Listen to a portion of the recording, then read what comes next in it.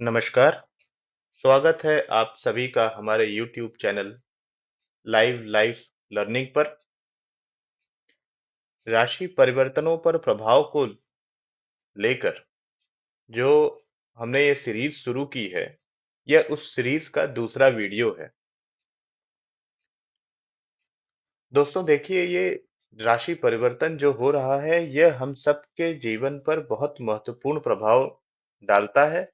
और यह जो गोचर मई में होने वाला है, यह विशेषकर ज्यादा प्रभाव डालने वाला होगा, क्योंकि इसमें बहुत ही कम अंतराल में चार प्रमुख ग्रहों के राशि परिवर्तन हो रहे हैं। आज हम बात करेंगे वृषभ राशि और वृषभ लगन पर आने वाले महत्वपूर्ण गोचर परिवर्तन का प्रभाव, यानी राहु केतु बृहस्पति और शनि, जो यह चार महत्वपूर्ण ग्रह जिनका गोचर मानव जीवन पर काफी प्रभाव डालता है, इनका क्या प्रभाव आगे आने वाले महीने में देखने को मिलेगा वृषभ राशि और वृषभ लगन के जातकों पर, इस पर ही हम आज चर्चा करेंगे। मैंने पिछले वीडियो में भी इस बारे में चर्चा की थी कि आपको अपने लग्न से इस प्रभाव को देखना है या अपनी चंद्र राशि से इस प्रभाव को देखना है। पिछले वीडियो का लिंक डिस्क्रिप्शन में दिया हुआ है। अगर आप जानना चाहते हैं कि इस बारे में, तो आप पिछले वीडियो को देख सकते हैं। आइए वृषभ लगन वृषभ राशि के बारे में बात करते हैं। चार्ट पर चलते हैं। यहाँ मैंने पहले से चार्ट बनाया हुआ है और इस चार्ट के अंदर जो शनि का गोचर हो चुका है मीन राशि में, उसको मैंने दर्शाया हुआ है। शनि की तीसरी, सातवीं और 10वीं दृष्टि किस किस भावों पर पड़ रही है, उसको मैंने दर्शाया हुआ है। जब हम इस चर्चा को कर रहे हैं, तो हम ये मान के चल रहे हैं कि 18 मई 2025 को राहु कुंभ में, केतु सिंह में, बृहस्पति मिथुन में और शनि मीन राशि में प्रवेश कर चुके हैं। अब देखिए, राहु 18 मई 2025 को 18 मई 2025 को मीन राशि से निकलकर कुंभ राशि में प्रवेश करेगा। यह आपके 11वें भाव से निकलकर 10वें भाव में प्रवेश करेगा। केतु कन्या राशि से निकलकर सिंह राशि में प्रवेश करेगा। कन्या राशि से निकलकर सिंह राशि में प्रवेश करेगा। यह आपके पंचम भाव से निकलकर चतुर्थ भाव में जाएगा। यानी राहु आपका यहां आ जाएगा, केतु आपका यहां आ जाएगा। बृहस्पति इनके 4 दिन पहले 14 मई 2025 को वृषभ राशि से निकलकर मिथुन राशि में प्रवेश करेगा। यानी ये आपके लग्न भाव से निकलकर द्वितीय भाव में आ जाएगा।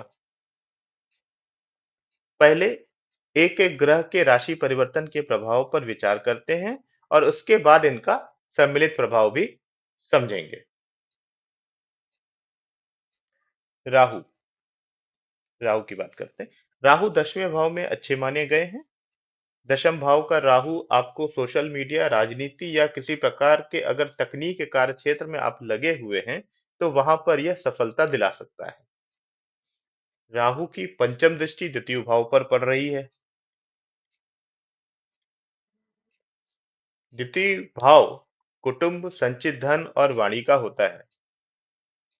यह दृष्टि द्वितीय भाव के कारकों के लिए अच्छी नहीं है। आप अपने कार्यक्षेत्र में उन्नति करेंगे, लेकिन मेरी यह सलाह है कि आप अपनी वाणी पर ध्यान रखिएगा और कुटुंब में विश्वास बनाए रखिएगा। राहु की दृष्टि चतुर्थ भाव पर पड़ रही है, सातवीं दृष्टि। यह दृष्टि आपको अति उत्साही बनाएगी, हालांकि घर में ऐशो आराम की चीजें भी बढ़ाएगी। अगर आपकी जन्म कुंडली में सूर्य और चंद्रमा की स्थिति अच्छी है, आपकी अपनी जो जन्म कुंडली है उसमें देखिएगा, अगर सूर्य और चंद्रमा की स्थिति अच्छी है, तो राहु का यह गोचर, क्योंकि इसकी चतुर्थ भाव पर दृष्टि पड़ रही है, आपको इस 1.5 वर्ष के दौरान संपत्ति भी दिला सकता है।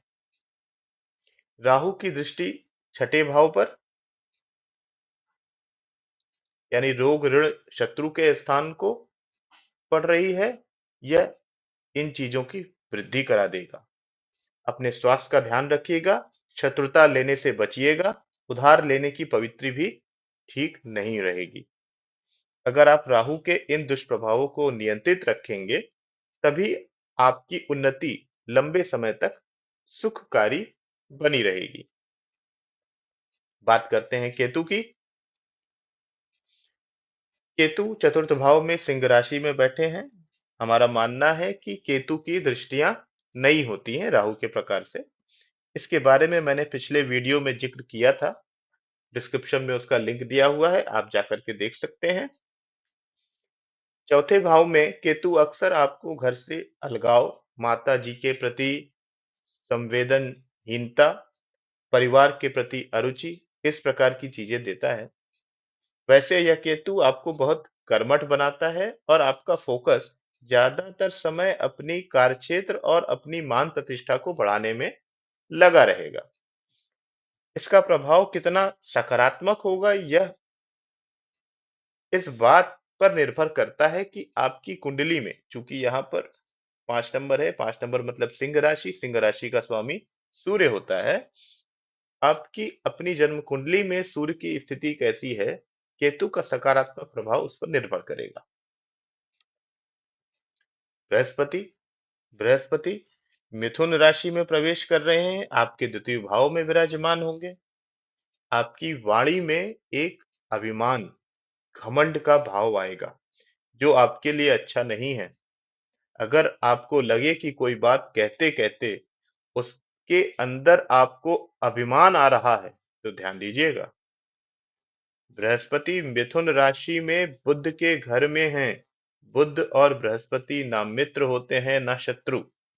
इसलिए धन संचय और पारिवारिक संबंधों के लिए भी बृहस्पति कोई विशेष सकारात्मक प्रभाव नहीं दे पाएगा, जबकि उसके ऊपर राहु की दृष्टि भी पड़ रही है।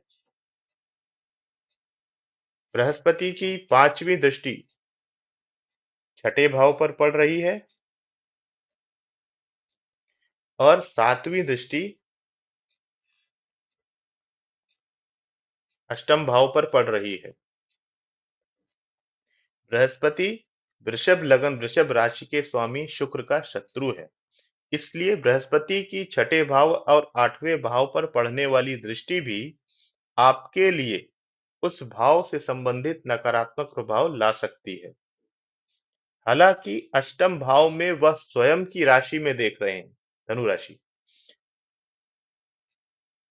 इसलिए कोई विशेष दुर्घटना या हानि नहीं होने देंगे। बृहस्पति की नौवीं दृष्टि दसम भाव पर पड़ रही है,